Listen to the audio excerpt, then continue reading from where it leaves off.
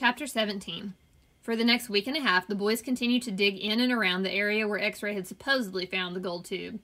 They widened X-Ray's hole as well as the holes Armpit and Squid had been digging until the fourth day when all three holes met and formed one big hole. As the days wore on, the warden became less and less patient. She arrived later in the morning and left earlier in the afternoon. Meanwhile, the boys continued to dig later and later. "This is no bigger than it was when I left you yesterday," she said after arriving late one morning, well after sunrise. "What have you been doing down there?" "Nothing," said Squid.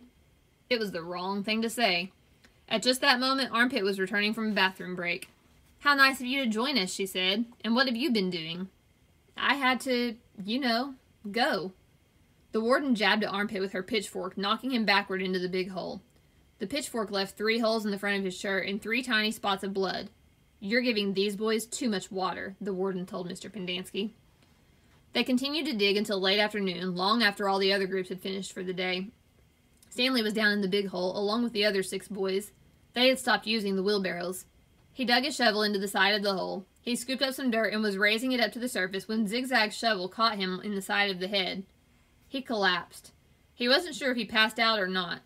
He looked up to see Zigzag's wild head staring down at him. "I ain't digging that dirt up," Zigzag said. "That's your dirt." "Hey, Mom," Magnet called. "Caveman's been hurt." Stanley brought his fingers up the side of his neck. He felt his wet blood and a pretty big gash just below his ear. Magnet helped Stanley to his feet, then up and out of the hole. Mr. Sir made a bandage out of a piece of his sack of sunflower seeds and taped it over Stanley's wound. Then he told him to get back to work. It isn't nap time. When Stanley returned to the hole, Zigzag was waiting for him. "That's your dirt," Zigzag said. "You have to dig it up. It's covering up my dirt." Stanley felt a little dizzy. He could see a small pile of dirt. It took him a moment to realize that it was the dirt which had been on his shovel when he was hit. He scooped it up, then Zigzag dug his shovel into the ground underneath where Stanley's dirt had been.